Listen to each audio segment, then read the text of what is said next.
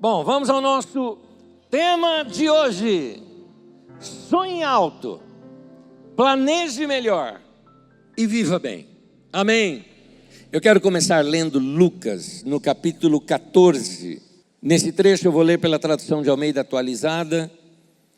Lucas 14, do versículo 28 até o versículo 32. Lucas 14, 28 a 32. Eu estou extraindo uma explicação de Jesus. Jesus está falando sobre o discipulado, sobre o preço do discipulado. Esse é o contexto. Mas eu estou extraindo isso daqui como uma verdade aqui para nós. Diz assim: pois qual de vós, pretendendo construir uma torre, não se assenta primeiro para calcular a despesa e verificar se tem meios para concluir? Para não suceder que, tendo lançado os alicerces e não a podendo acabar, todos os que a virem zombem dele, dizendo: este homem começou a construir e não pôde acabar.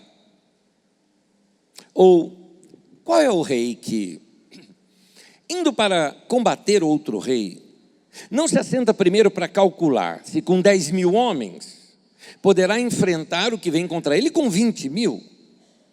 Caso contrário, estando o outro ainda longe, envia-lhe uma embaixada, pedindo condições de paz. Até aí, palavra do Senhor. Jesus usa aqui dois exemplos interessantes. O primeiro que Jesus cita, provavelmente poderia estar na mente ali, na mente do povo, uma tragédia que aconteceu naquele tempo, que está registrada aqui no livro de Lucas. Não com todos esses detalhes que eu vou lhe passar, mas no livro de Lucas conta acerca de um acidente que matou 18 pessoas. E o que aconteceu foi que Pilatos, usando aquela maneira ou mania de ostentação romana nas suas construções, fazendo um grande aqueduto, até ali onde tem o tanque de Siloé, em Jerusalém, naquele lugar começou a fazer aquela grande construção, com muita ostentação no seu tamanho, na sua maneira romana de se fazer as construções, mas, por alguma razão, faltou financiamento. É muito provável que ele utilizava-se de extrair esse dinheiro do templo e talvez numa negociação ali com os próprios sacerdotes, parou de extrair dinheiro dali, o que faltou dinheiro para a construção, a construção foi abandonada. Uma construção abandonada é um perigo. A construção ruiu, matou 18 pessoas. Jesus cita isso uma vez. Então, se Jesus tinha isso em mente, ele está começando a falar sobre ostentação. Sobre gente que está tentando botar o chapéu onde o braço não alcança, como dizia o meu pai. A razão da construção de ostentação também entra dentro do que Jesus vem falando. Porque ele fala assim, se alguém for construir uma torre, veja bem, as casas naquele tempo eram casas muito baixas. Na sua maioria, tinha talvez uns 2 metros só de altura. Casas feitas com reboco de barro, usando barro como argamassa em cima, ligando aquelas pedras. Construir uma torre era uma ostentação. Você seria assim, num lugar onde só tem casa de pau a pique, você construir um sobrado, seria mais ou menos isso. E Jesus está falando assim, então você pega e começa a construir, mas você não parou para fazer cálculo se você tem dinheiro para terminar aquela obra. E o que vai acontecer? O que vai acontecer é que as pessoas vão zombar de você. E aqui entra mais um assunto delicado naquele tempo, ser ridicularizado. Isso porque isso era muito sério dentro daquela cultura. Aquela cultura, hoje nós temos muita cultura, isso é certo ou é errado? Naquele tempo se falava, isto produz honra ou vergonha? O problema todo estava em passar vergonha. Isto era muito desonroso naquele tempo. É desonroso hoje, mas naquele tempo era o grande valor deles, era honra ao invés de vergonha. E Jesus está falando, você vai passar vergonha, você vai ser zombado se você não fizer os cálculos direitos. Jesus também está falando aqui de perda de investimento. Tudo por não se prevenir. Você vai notar que essa palavra prevenção está por detrás de quase tudo que eu falar com você hoje aqui. A ideia central desse texto ali é que é o seguinte: não se envolva com algo que você for incapaz de concluir. Embora o contexto de Jesus se falava sobre discipulado, podemos aplicar isso em outras áreas aqui da nossa vida também. Jesus usa um segundo exemplo, o exemplo da guerra. Ele usa o exemplo de um homem que não percebe a sua desvantagem numérica. E por causa disso, entra em guerra contra outro rei. Jesus falou, ele precisa saber se ele consegue com 10 mil vencer um que está vindo com 20 mil. Se a estratégia de guerra dele é tão boa assim, que ele consiga vencer um que tem o dobro. O melhor é enviar uma embaixada a tempo para buscar paz, negociar a paz e resolver essa situação. Mas, se não calcular isso, ele vai perder o reino, vai perder os seus soldados, e vai perder a sua vida também. Então, note que Jesus está mostrando uma coisa aqui para nós. Que os nossos empreendimentos humanos requerem cálculos. Eu não estou falando só de coisas materiais e físicas, estou falando de sonhos, estou falando de planejamento, estou falando de todas as áreas da nossa vida. Requer cálculo. Jesus nos ensina, inclusive, a fazer o chamado cálculo de risco. Seria se prevenir diante de uma situação cujo pior pode acontecer. Antes de ainda detalhar esse assunto, lembra-se que no domingo passado nós explicamos aqui o texto de Mateus 7, de 24 até o 29, que também aparece aqui no texto de Lucas, que fala da casa edificada sobre a rocha, a casa edificada sobre a areia, e ali fala de um tolo que começa a cavar o solo que estaria muito duro como um bronze, né? Porque você fazia as construções nos tempos de seca e não nos tempos de chuva, porque lá você tem apenas 2 períodos de intensa chuva e de intensa seca. E então, para quem iria construir casa, como seria casa de mais ou menos uns 2 metros de altura, casas não tão altas como as de hoje, sol escaldante, depois de cavar bastante, o tolo não chegou numa rocha, então resolve parar a construção ali mesmo, ou seja, parar o seu aprofundamento ali na terra, dizendo, não, aqui o solo está duro, isso aqui aguenta. Mas, quando vem o inverno, que é a época das chuvas, chove talvez mais do que o esperado, o solo rapidamente fica encharcado, pequenos veios de água se formam ao longo das chuvas, corroendo o solo, comprometendo a firmeza daquele solo debaixo da sua casa. O outro não, construiu baseado numa rocha, o que ela sustentaria a casa, mas este outro não fez isso. As casas naquele tempo eram feitas de pedra, e com a inconsistência do solo, as pedras começam a se deslocar. Barro era usado como argamassa, e diante de um pequeno desnível do solo, as pedras se deslocariam, a argamassa de barro se quebraria, e aos poucos, pedra por pedra, começaria a cair, levando a casa inteira a se desabar. Era um cenário possível, e certamente algum dos ouvintes de Jesus já tinha visto alguma coisa parecida como essa. E Jesus chama de tolo aquele que não se preveniu. O livro de Provérbios também nos ensina algo assim. É um livro de sabedoria, e ele diz assim em Provérbios capítulo 14, no versículo 8, usando aqui a nova tradução na linguagem de hoje, diz: por que será que a pessoa prudente é sábia? É porque ela sabe o que faz. Por que será que o tolo não tem prudência? É porque ele apenas pensa que sabe o que faz. Queridos, vamos ser bem realistas. Problemas na vida da gente são inevitáveis. Não somente inevitáveis, eles também são inesperados. Por isso, a diferença está se você de alguma forma começa a preparar a sua vida para aquilo que você ainda não sabe se vem ou não vem. Prudência é como, por exemplo, alguém que paga um convênio médico, ou um seguro do carro, ou um seguro de vida. É aquele que você paga não querendo nunca usar.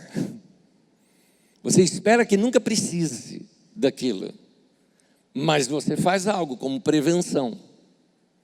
Eu não estou dizendo para você ficar esperando problemas. E eu também não sou pessimista, não estou ensinando aqui você a acreditar que, olha, tudo pode dar errado. Não, não é isso. Mas e se der errado? Não, Anésio, pela fé, meu irmão, sobre ambas as casas, que foi sobre a rocha, ou a casa que foi sobre a areia, vai vir tempestade. E Jesus, nessa outra parábola, pequenas parábolas, ele fala, é melhor se prevenir antes de sair para a guerra, ou é melhor fazer conta antes de começar a construção. Ninguém, por exemplo, planeja um luto. E lutos acontecem na vida da gente. A gente não planeja, mas sabe que vai acontecer. Tem um amigo meu, que inclusive está aqui hoje, é daqui da Carisma. Tem uma frase que ele usa, assim, ele falou, olha, tem uma época da vida da gente que parece que um monte de gente começa a morrer. Mas é uma época assim, é uma época de idade, é uma faixa da sua vida. Tem uma faixa da sua vida que você e seus amigos, daquela mesma faixa etária, daqui a pouco começam a morrer os avós. Passa-se uns 20 ou 30 anos, vocês estão todos mais velhos, é o tempo de morrer os pais. E num momento de humor e de realidade, como é muito característico na minha família, eu me lembro que nós estávamos no funeral da minha mãe, eu, meu irmão, minha irmã, e assim, minha avó já faleceu, meu pai faleceu, minha mãe foi ali a última a falecer.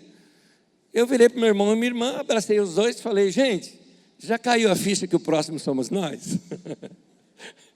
Meio fúnebre, né? Mas é muito característico nosso, no sentido de... Eu falo, nós somos agora os anciãos da família. E temos que nos prevenir. Temos que cuidar de realidades que acontecem, para não sermos pegos de surpresa. Ninguém que casou planejou divórcio ou separação. Ninguém. Você não casa pensando nisso. Mas pode vir a acontecer? Ninguém que entra no emprego, você entrou no emprego, está comemorando que você conseguiu aquele emprego, você não pensa no desemprego. Mas pode acontecer? A questão é se nós estamos nos preparando para a vida com realidade. Existe uma questão aqui dos próprios brasileiros. Você percebeu que brasileiro, tem um lado brasileiro que é muito legal, nós somos muito festeiros, nós somos festivos, nós somos alegres. Você quer ver isso? Vai para o exterior. Você localiza grupo de brasileiro rapidinho. Nós somos bagunceiros. E no bom sentido da palavra. Não é? Festeiro, alegres. Agora, isso é muito bom. Mas pode notar que brasileiro não gosta de tratar de assuntos como morte, por exemplo. Se você vai falar uma situação como essa, não, isso aí pode ser perigoso, né? Pode morrer. Aí o pessoal, segue para lá, né? Sai para lá. Se ela é supersticiosa, 3, né? Tal. Se ela converteu, está amarrado, né? Então, cada um usa a linguagem que for, mas todos estão dizendo, tenho medo disso e não quero pensar nisso. Mas será que não é para a gente se preparar também? Nossa, alguns estão falando, Anésio, está ficando fúnebre isso aqui, a gente tem que ficar esperando. Não! É um momento a gente buscar sabedoria e prudência. Porque eu vou te perguntar uma coisa, você vai deixar acontecer algo ruim e na hora você vai saber o que fazer? Com todas as emoções instáveis? daquele momento. Vamos ser realistas. Você já tem um fundo financeiro para suas dificuldades? Será que não está na hora de você diminuir o seu padrão de vida, gastar menos, guardar um dinheiro para ter uma reserva, para se caso alguma situação difícil acontecer, você tenha um tempo pelo menos para parar para pensar? Como um irmão da nossa comunidade, que era um profissional muito bem colocado no trabalho, mas uma mudança radical que houve na empresa dele, o despediu sem que ele sequer imaginasse que ele pudesse ser mandado embora. Então, conversando com ele, porque nós tínhamos bastante amizade nesse sentido, eu falei, e aí, rapaz, o que você vai fazer? Ele falou, nesse momento, nada. Vou descansar, aproveitar que eu precisava de umas férias, vou fazer uma viagem, vou passear, vou descansar, daí eu vou ver o que eu vou fazer. Eu falei, mas e os recursos? Ele falou, eu tenho recurso pelo menos para 1 ano, no mesmo padrão de vida que eu vinha antes. E se eu vou reduzir meu padrão de vida pela metade, eu já tenho aqui seguro para 2 anos. O cara estava preparado. Mas ele fez isso ao longo de anos da sua vida. O que eu posso fazer para minimizar danos? A gente tem que se prevenir, porque eu vejo algumas coisas que acontecem, às vezes eu estou falando agora como pastor aqui. Porque a gente, de uma certa forma, fica sabendo quase de tudo que é de ruim que acontece no rebanho. E, por exemplo, existem algumas cenas que eu fico pensando, por exemplo, me lembro uma cena de uma mulher, eu acredito assim, muito próxima da minha idade, se não mais do que eu, e ela estava assim, em prantos e incontrolável, e eu falei, mas o que houve com você? Ela falou, que ela morreu, e eu, quem que morreu? Fiquei pensando e querendo saber, e aí puxa, deve ser a mãe, né? Deve estar assim tão próxima, né? Ou sei lá, alguém mais próximo, e quem foi que morreu? Não, foi a minha avó. Eu falei, irmã, assim, uma perguntinha, qual a idade da sua avó? 99. Eu falei, e? Assim, não era hora dela descansar? Ou você espera que ela enterrasse você? Então, algumas pessoas não se preparam para algumas coisas que são naturais da vida. E que a gente tem que olhar com sinceridade, com realidade, para saber como enfrentar essas situações. E aqui eu começo já a construir algo aqui para você. Uma das coisas que eu tenho visto em alguns funerais são, de um lado, pessoas que estão profundamente em paz. Talvez não entendendo a situação, talvez porque acham até mesmo que não era a hora daquela pessoa partir, mas viveu bem. Mas existem pessoas que entram num profundo desespero diante de um funeral. Você já deve ter visto isso, eu já vi. Eu já vi pessoas se jogando em cima do caixão e querendo tirar o morto de dentro do caixão. Se bobear, na hora que vai enterrar, a pessoa se joga lá e fala, joga terra em cima de mim, meu Deus do céu, dá vontade de jogar. Mas o porquê essa atitude tão drástica assim? Quando minha mãe faleceu, eu me lembro que eu escrevi algo. Eu estava observando bastante aquelas coisas que eu detesto, jogando muito aberto com vocês, eu detesto aquelas coroas de flores de funeral. Detesto. Ah, André, por que você detesta? Porque eu gosto de flor. Gosto muito de flores. E uma vez eu li isso de Rubem Alves e eu concordei com ele. As flores ali, elas estão forçadas naquele lugar. Elas estão amarradas naquele lugar. Estão presas naquele lugar. Eu acho feio demais aquilo. E eu não sei por que tem que ser dourado. Fica mais feio ainda. Né? E com uns papéis que são estranhos. Não sei, eu acho feio aquilo. Mas eu estava observando as coroas de flores que levaram lá para minha mãe e eu me lembro de uma frase. É melhor dar uma flor enquanto a pessoa pode cheirar. Quando ela partiu, eu estava em paz. A amava demais. A morte dela foi inesperada. Ela se levantou para orar junto com o pastor da igreja dela, deu as mãos, e ela, como que diz, o homem segurou ela e levou para o hospital, ela já estava morta. Morreu de mãos dadas com o pastor orando. 72 anos de idade. Não esperava ela falecer naquele momento. Mas partiu. Agora, Eu já a beijei, eu já vivi com ela, eu curti muito a vida dela. É gostoso levar presentinho, gostoso levar flores. Então, se você tem idosos, saia com eles. Não adianta você ficar aqui só pensando, é verdade, eu preciso. Meu querido, você não sabe quando eles vão partir. Vamos ser realistas, você não sabe quando eles vão partir. Então, saia com eles, converse com eles, ouça as histórias deles, para você não ter remorso depois da partida. Vai ter tempo juntos. Um dos erros do nosso tempo, da nossa história, agora estou falando dessa geração em que nós estamos vivos, é que nós estamos tão ocupados o tempo todo, ocupados com o trabalho, ocupados com os estudos, ocupados com computadores ou com celulares, ocupados não só com o trabalho, ocupados em fazer nada, ocupados em escrever lá kkkk, ocupado. Mas a gente arruma coisa para fazer o tempo todo e não visitamos nossos idosos. Não damos atenção para as pessoas a quem nós dizemos que amamos. Mandamos até presente agora. Presente se faz o seguinte: você compra no site e manda entregar para a pessoa. Querido, presente de pessoa ausente. Então está na hora da gente ter tempo junto, de buscar comunhão, de buscar tempo de qualidade com as pessoas, para não ficar com remorso depois. Outra área, ninguém planeja uma separação. Mas cá entre nós, será que não dá para prevenir um pouco? Quantos casamentos eu vi que se desfizeram e dava para ser salvo o casamento? Porque as pessoas emitem sinais. Você sabe quando não está bem. Que tal conversar? Às vezes é uma coisinha pequena, só que uma coisinha pequena aqui, outra ali, outra ali, outra ali, outra ali, outra ali, outra ali, outra ali, outra ali, daqui a pouco outra em cima da outra, em cima da outra, um monte de probleminha, daqui a pouco vocês têm um muro entre vocês. Vai conversar. Fica naquela guerrinha de silêncio um com o outro. Essa guerrinha de silêncio não resolve. Chega para a pessoa e fala: olha, me escuta, uma coisinha.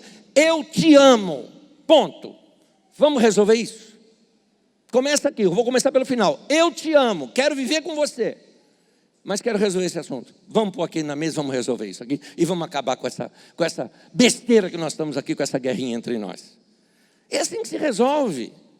Agora vai adiando, e daqui a pouco há um distanciamento tão grande, aí um dia chega e fala: estou indo embora, sai de casa, a pessoa: meu Deus, onde foi que eu errei? Quando foi que isso começou a acontecer? Você sabe. Então se previna.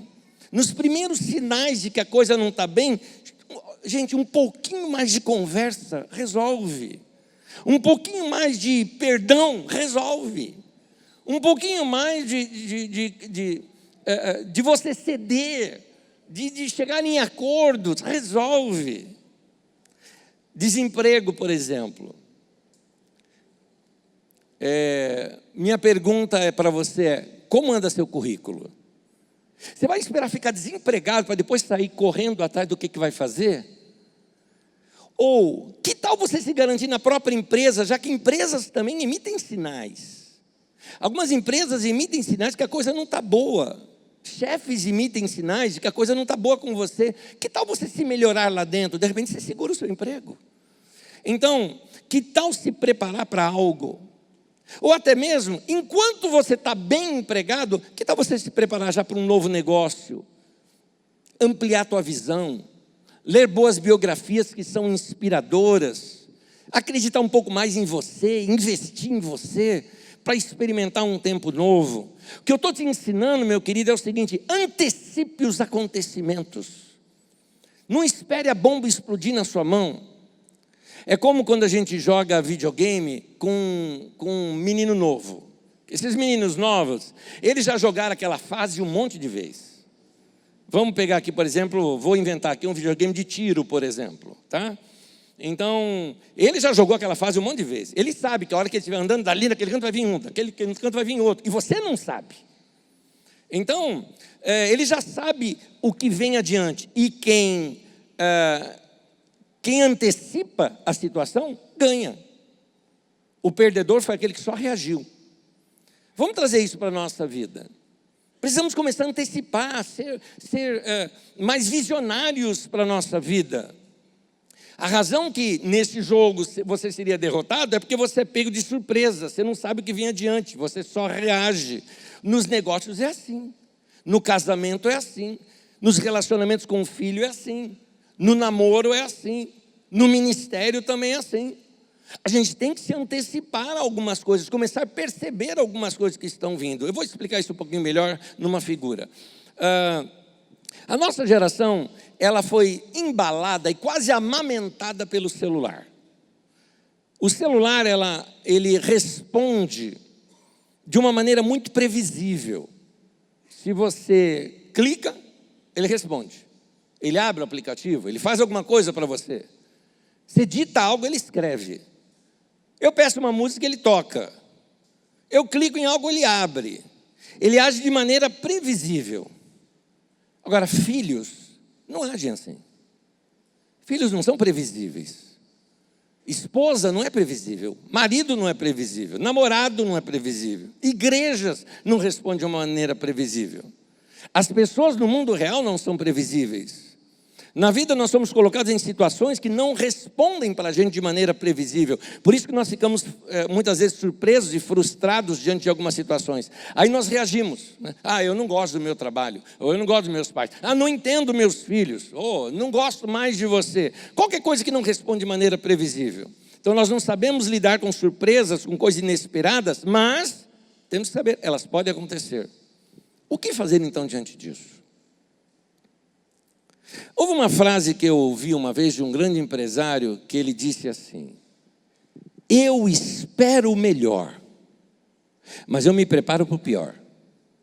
É interessante isso. Um homem sábio sabe que às vezes as coisas dão erradas. Então por que não precaver? Vamos voltar aqui ao nosso tema. Sonhe alto. Eu começo perguntando primeiro qual que é teu sonho. Sonho, vontade, alvo, planejamento. O que você está sonhando? Qual é o alvo que você tem para alcançar? O mais próximo agora, não aquele distante, o mais próximo. Qual é? Se você não tomar nenhuma atitude na direção dele, ele não vai sair do lugar, não vai sair do papel. Mas qual é teu sonho? Joia.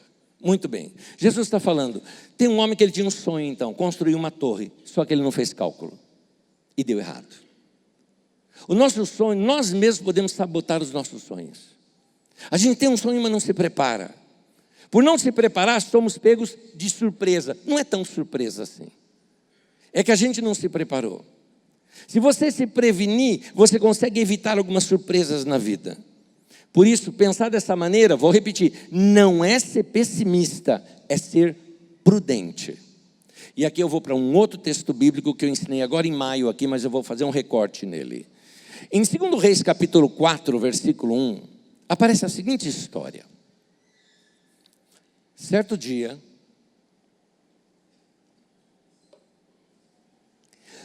a mulher de um dos discípulos dos profetas foi falar a Eliseu: teu servo, meu marido, morreu. E tu sabes que ele temia o Senhor. Mas agora veio um credor que está querendo levar os meus 2 filhos como escravos. Nota uma coisa. Este servo de profeta, o marido lá que morreu, não se preveniu para envelhecer. Não sabemos se ele morreu de velhice, talvez não, mas seja o que for, ele não se preveniu para o futuro. Não fez reserva. E vai um cutucão aqui, talvez como a maioria dos homens que estão me ouvindo aqui. Portanto, meu querido irmão, se você fala que ama a sua esposa, eu te desafio, já nesse mês que vai entrar agora, você já começar a guardar dinheiro. Porque isso significa amor por ela, guardar para ela, ajudá-la. Não deixar como essa mulher, que foi deixada não só sem recursos, mas foi deixada com dívida.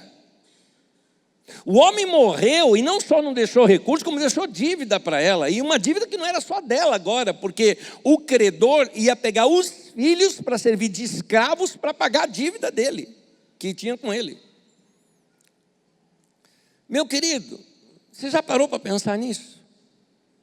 Deixa eu fazer uma pergunta. Quantos homens casados temos aqui? Homem casado? Isso aí. Uhul. Nós. Muito bem.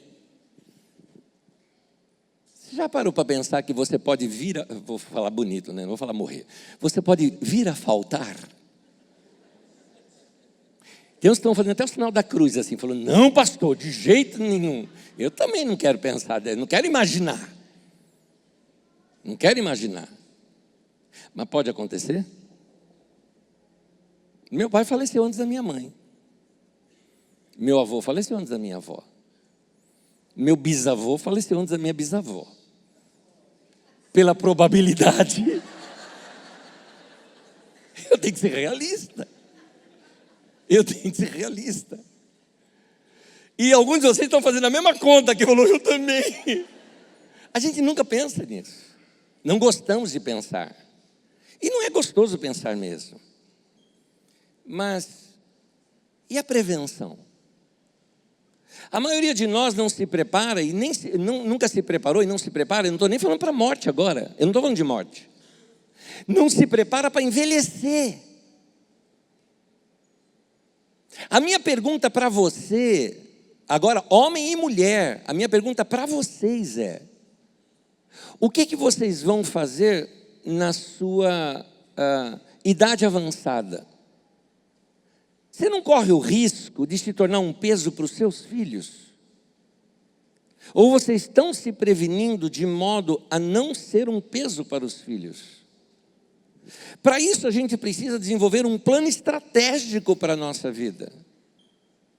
Principalmente para quem já está mirando seus 50 ou 60, esse plano estratégico já deveria estar pronto e em funcionamento. Porque uma hora a nossa energia acaba.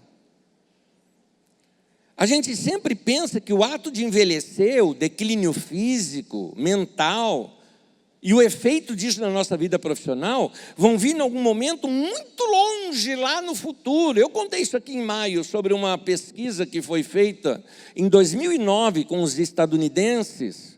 E a pesquisa era sobre o que para eles significa ser velho. E a resposta mais comum foi completar 85 anos de idade. Isso é ser velho. Só que a expectativa de vida do estadunidense é 79. Quer dizer, a pessoa vai morrer 6 anos antes de ficar velho, segundo ele mesmo. Gente, vamos ser sinceros. Muitos de vocês que já passaram dos 40, já sabem que o seu pique já não é mais o mesmo. A gente está tentando, mas sabe que não é.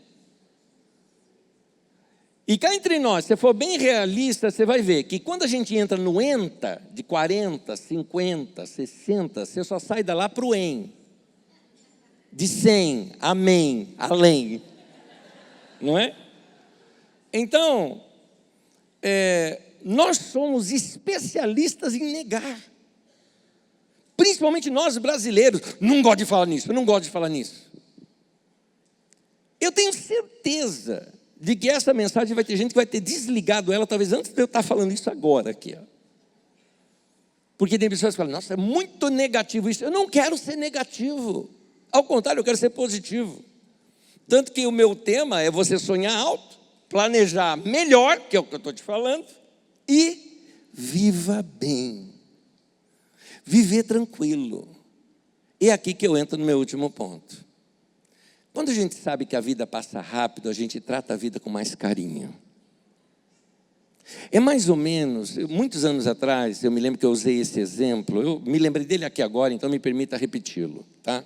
Eu usei esse exemplo muitos anos atrás, bastante anos atrás, acho que uns 8 anos atrás, mais ou menos, eu morava num outro lugar, tinha tido uma festinha de uma das minhas sobrinhas lá em casa, muito doce de criança, e chegou na segunda-feira, que eu trabalho 6 por 1, né? Segunda é meia folga. Então, segunda-feira, eu estava lá zumbizando, sentei para ver esporte ali, mais ou menos perto daquele horário de almoço. Como eu tinha acordado tarde, não queria almoçar. Peguei doce de criança, estava zumbizando, gente, né? Assistindo lá, para ver alguma coisa do meu Corinthians. Estava ruim, já naquele tempo. E eu peguei lá o docinho e pus na boca. Gostoso. Aí eu peguei outro. Gostoso. E aquele negócio gostoso, eu só lá, né? Assistindo e... Quando eu olhei, o saquinho estava acabando. A hora que eu vi que estava acabando, eu comecei a comer assim, sabe? Devagarzinho, pouquinho, né? Demorando um pouco mais, né? Porque antigamente eu enfiava tudo na boca. Agora comendo bem devagarinho, porque está acabando. Olhando lá. Igual você fazia com Yakult quando você era criança. Lembra? Que fazia só o furinho e vai tomando devagarinho para não acabar? Pois é. Tem hora que a gente tem que olhar para a vida da gente com esse carinho. Não é com medo, é com carinho. De olhar e falar, puxa vida, eu já tenho mais passado do que futuro. Deixa eu cuidar de mim melhor. Deixa eu viver bem nesse tempo. Para isso, vou sonhar alto, porque eu estou vivo ainda. E se eu estou vivo, coisas ainda podem acontecer na minha vida. Eu vou planejar melhor, porque não tenho planejado muito bem, por isso que eu estou sendo pego de surpresa algumas vezes, mas vou me planejar melhor. Mas eu vou viver bem esse tempo. Em Eclesiastes 11, versículo 9 e 10, diz assim: alegre-se, jovem, na sua mocidade. Seja feliz o seu coração nos dias da sua juventude. Siga por onde o seu coração mandar. Até onde sua vista alcançar. Mas saiba que por todas essas coisas Deus o trará a julgamento.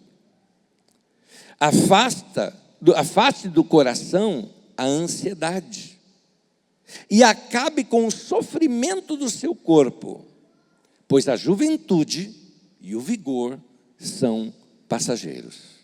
E eu vou terminar dizendo, palavra do Senhor. É importante nós sabermos disso. O caminho do cristão para a felicidade é aquele em que a palavra, como no texto, em que a palavra prazer pode estar na mesma frase que a palavra Deus. Então é importante a gente perceber uma coisa: a minha vida é curta, mas quem me criou para algo muito bom. Então eu vou dedicar mais tempo da minha vida com esse meu Pai Celestial, porque eu quero entender melhor esse tempo que eu estou vivendo, eu quero planejar melhor esse momento em que eu estou vivendo, porque eu quero viver bem essa vida que o meu Pai Celestial me deu. Não quero ser levado por aí, pego de surpresa, porque eu estou distraído com as coisas do mundo. A gente sabe que a nossa vida é um traço ali na lápide entre o nosso nascimento e morte. É assim, pequenininho. A gente sabe que a nossa juventude passa rápido, que o nosso vigor físico, o pique para fazer aquela coisa revolucionária, vai embora. Mas tem coisa que você pode fazer ainda enquanto você tem saúde para isso. E aí eu te pergunto, o que você vai fazer com essa semana que vai entrar? O que você vai fazer com esse próximo mês que vai entrar? O que você quer terminar nesse final de ano, olhar para trás e bater no peito e falar, valeu, fiz, desembuchei, não é? Saí do marasmo. Nós temos uma tendência de procrastinar, tanto que alguns nem sabem o que é essa palavra. Empurrar com a barriga, deixar para lá, adiar aquilo que você já poderia estar fazendo. É aquele velho regime que você fala, segunda eu começo, aí chega amanhã, o cara fala, não, segunda, né? Na outra segunda. Então você nunca toma uma atitude. É aquela coisa que você ouve, quando você ouve aqui que eu falo sobre você economizar e guardar, você fala, verdade, verdade, preciso fazer isso daí. Tá bom, vai entrar um mês aqui agora e daqui a pouco, o mês que vem, você está falando a mesma coisa. E não tomou atitude. Ou aquelas pessoas que já estão organizadas, mas que precisam agora investir no relacionamento, sair, passear, fazer uma viagem, mas nunca nem compra passagem, nunca nem sentaram para ver para onde que vão. Então está na hora da gente botar a nossa vida para funcionar, porque a vida passa rápido. Tem coisa que você tem que fazer enquanto você tem saúde para isso. Uma pessoa muito querida minha foi pular de paraquedas. Eu falei, você é louco? Ele falou, sou. Eu falei, então vai. Você quer ir? Eu falei, deixa eu ter meus 80 anos, talvez eu vá. Porque aí, se der errado, já vivi bastante. Né? Depois que a pessoa foi, eu conversei. Falei, e aí, como é que foi? Quando ele contou, eu falei, eu tenho mais certeza agora que eu não vou. Mas assim, você tem esse sonho? Vai, faz. Se tem um esporte que você vê os outros fazendo, você gostaria de fazer, vai fazer. Enquanto você ainda tem saúde para isso. Você sente que é gostoso fazer uma caminhada para refrescar a mente, para ter uma vida mais saudável, vai fazer. Alguns de vocês estão vivendo só para o seu trabalho, e o seu trabalho vai fazer isso com você, igual uma laranja, vai te espremer até a última gota, e depois você pega o teu bagaço e joga fora. Tem que ser realista com você. O que você vai fazer com a tua vida, meu querido? Tem gente que até hoje não aprendeu a andar de bicicleta. Vai lá, vai aprender. Tem gente que, sabe, vê o outro fazendo corrida e fala, nossa, que coisa legal. Vai lá, vai fazer. Ah, eu só aguento 1 quilômetro. Vai 1 quilômetro, mas começa. De alguma forma começa. O que você precisa começar a fazer? Em que você percebe que dá para começar agora, antes que seja tarde demais. Antes que seja tarde. É interessante que no texto que nós lemos lá de Eclesiastes, fala para a gente sonhar até onde a vista pode alcançar. E eu te pergunto, qual que é essa tua visão? Até onde tua vista alcança hoje? Vai sonhar, meu irmão. Sonha alto. Planeja melhor. Se prepara a vida, porque vem coisa errada também no meio do caminho. Tem coisa que não dá certo. Você planejou andar de bicicleta, levou tombo. E aí, faz parte. Mas planeja e viva bem. Sabendo que algumas coisas na vida não são... A Eclesiastes fala, nem sempre os melhores vencem. Você vê o Corinthians, por exemplo. Nem sempre. Então, eu já sei disso, espero que você também saiba, palmeirense. Meu querido, vamos ser sinceros, bem sinceros, vai, sinceridade é importante, sinceridade diante do espelho agora, é você com você. Se você deixar para depois, talvez você não vai fazer, e você sabe disso. Então, eu desafio você nessa semana começar algo. Mas você lembra, aqui no meio eu citei uma coisa muito rápida, que eu citei melhor isso em outras mensagens do que nessa agora. Mas você lembra que eu falo que tudo começa quando você acorda pela manhã e vai ter um tempo sozinho com Deus? É ali que tem que começar. Hoje eu não tive tempo de expandir muito esse assunto, mas já toquei nas outras mensagens. Mas não podia deixar de te lembrar isso. Tudo vai começar com aquele momento em que você pode chegar diante de Deus e falar, Senhor, o que o Senhor quer da minha vida? Quais são seus planos para a minha vida?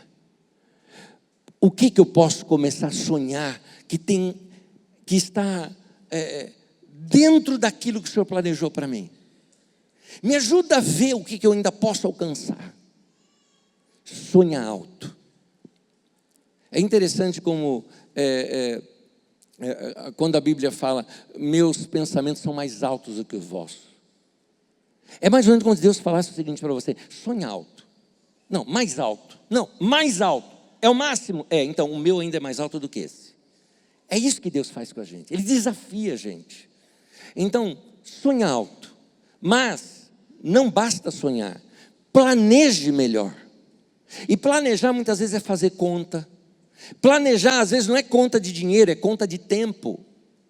Eu vou fazer com esse tempo da minha vida, eu preciso parar com isso. Porque como é que você vai colocar uma coisa na agenda se ela já está toda ocupada? Você tem que tirar alguma coisa de lá primeiro. Você tem que se preparar para viver. Mas a conclusão é, viva bem. Viva bem. O que eu espero é que nós terminemos a nossa vida da seguinte forma. Paulo apóstolo falou isso. Eu terminei a carreira e eu guardei a fé. Em outras palavras, vivi bem e estou preparado.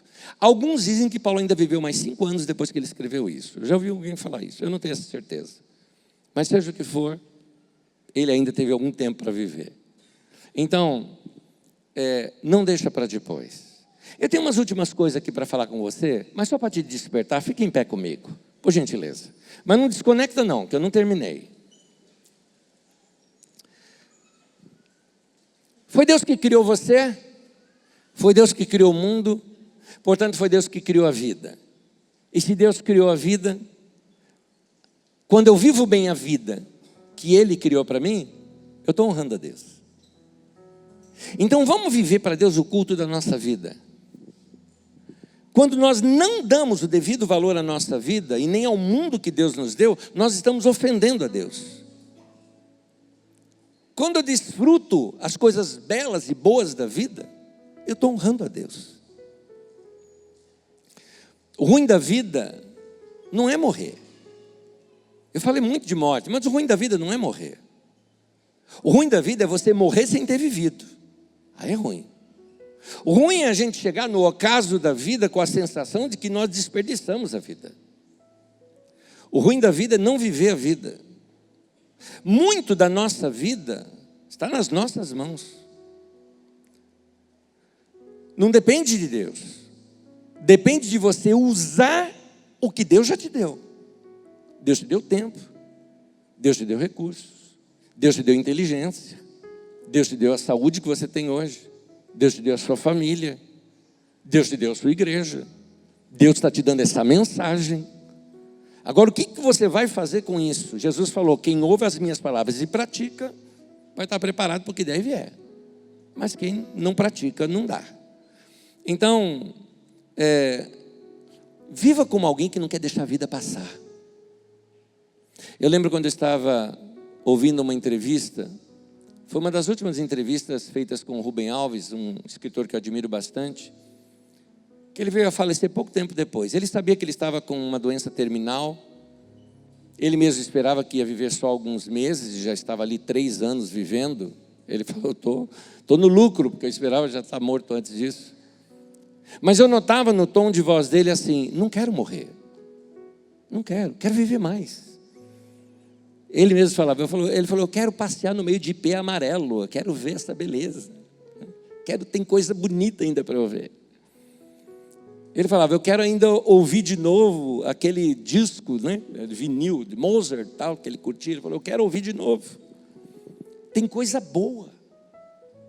E eu te pergunto, o que você quer fazer com a tua vida?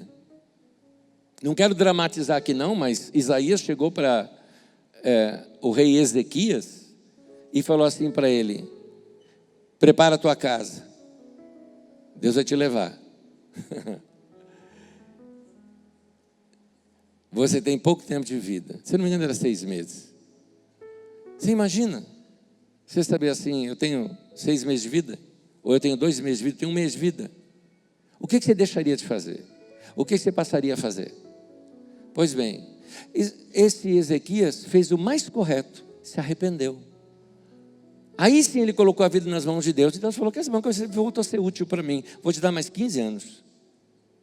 Então, a minha pergunta para você é, o que você vai fazer com o que resta agora da tua vida? Ou você vai empurrar com a barriga para daqui a 1 ano eu voltar numa mensagem dessa e falar, você falou isso ano passado. Né? Eu falei no ano passado, no retrasado, 5 anos atrás, 10 anos atrás. E alguns de vocês estão ouvindo isso de mim e ainda não tomaram atitude. Vai viver, meu irmão. E vai viver para a glória de Deus. Vai viver, vai dar o seu melhor.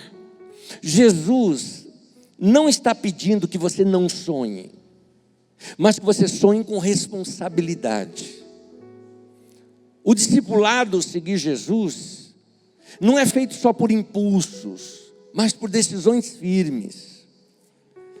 Que você seja alguém que viva intensamente, mas que constrói toda essa intensidade com sabedoria, casa bem edificada, sobre a rocha, com coisas bem organizadas na sua vida.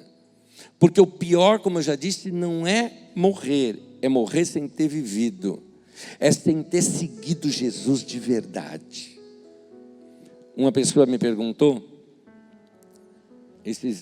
foi 2 semanas atrás, um jovem na nossa comunidade, chegou para mim e falou, Anésio, eu ouvi você falando que você viveu toda a sua juventude na igreja, você nunca se desviou do evangelho, né? Você só viveu dessa maneira. Assim, você não tem vontade que se você pudesse voltar na tua vida, voltar lá atrás e viver ela totalmente de novo, você não teria vontade de viver de outra maneira? Eu respondi para ele, falei, não. Eu viveria tudo isso de novo e da mesma maneira. Porque foi muito bom viver até agora. Foi muito bom. Anésio, mas qual o segredo disso? Yang Cho, que era um pastor de uma grande igreja na Coreia, um irmão uma vez ficou com ele sozinho no elevador e falou, cara, eu estou do lado do cara, quem que eu pergunto para ele? Pensou assim, virou para o Yang Cho e falou, irmão, qual que é o segredo do teu sucesso? Yang Cho, sem saber muito o que dizer, falou de bate-pronto, falou, eu oro e eu obedeço, é isso. Meu irmão, vai ter tempo com Deus já amanhã cedo, hoje à noite antes de dormir já. Coloca teus sonhos diante de Deus. Fala assim para Ele, corrige aqui, Senhor, se eu estiver errado. Começa a planejar algumas coisas que você tem que fazer. Sonha a longo prazo, mas sonha também a curto prazo. O que eu posso começar já nessa semana? Sonha, planeja, mas vai viver, em nome de Jesus. Amém? Põe tua mão no peito, quero orar com você. Querido Pai Celestial, o Senhor que cuida de nós, que algumas vezes nos puxa a orelha, outras nos empurra como incentivo, outras nos deixa com o coração abrasado e ardendo, outras vezes nos fala dos perigos da vida e nos deixa com temor. Senhor, cuida de nós, é o que nós te pedimos. Obrigado pelas tuas orientações, Senhor. Que essas palavras de sabedoria da Tua palavra venha a fortalecer a nossa vida e nos levar a ter uma vida sólida, nos levar a ter uma vida saudável, uma vida abençoada por Te ouvirmos e Te obedecermos. Ajuda-nos, Senhor, a caminhar de maneira saudável nesses dias. Eu oro, Pai, para que o Senhor dê criatividade a cada um dos meus irmãos. Eu oro para que os meus irmãos não se acomodem na vida. Eu oro para que os meus irmãos não vivam só para o trabalho, não vivam só para negócios, para coisas, mas que possam viver para o Senhor, viver para o próximo, viver experimentando coisas boas, inclusive para si mesmos, para que possam experimentar as coisas boas que o Senhor deu e glorificar o Teu nome com as suas vidas. Eu te peço que o Senhor abençoe meus irmãos com saúde. Eu te peço que o Senhor me abençoe meus irmãos com um crescimento próspero na vida financeira, mas eu te peço que o Senhor dê a eles sabedoria para manter a saúde e a sua prosperidade. Eu te peço que o Senhor os abençoe com inteligência para tomar as melhores decisões. Eu te peço que o Senhor os abençoe com prudência, para que eles saibam se prevenir, que mesmo quando venham as tempestades da vida, estão firmados na rocha, que é praticando a Tua palavra, é andando com o Senhor e experimentando o melhor do Senhor aqui na terra. Põe Tua mão sobre o Teu povo e os abençoe, Senhor. É que eu te peço, certo de uma coisa, que o Senhor responde esta oração que eu estou fazendo. Obrigado, Senhor. Por isso nós Te adoramos e Te celebramos, em nome de Jesus. Amém, amém. Ao nosso Deus, seja Ele louvado, seja Ele engrandecido, porque Ele é bom. Ele cuida de nós. Ele cuida de nós. Me permita abençoar a tua vida. Que a graça do Senhor Jesus e que o amor de Deus, o nosso Pai, e que a comunhão do Espírito Santo seja com todos nós aqui, desde agora e para sempre. Amém.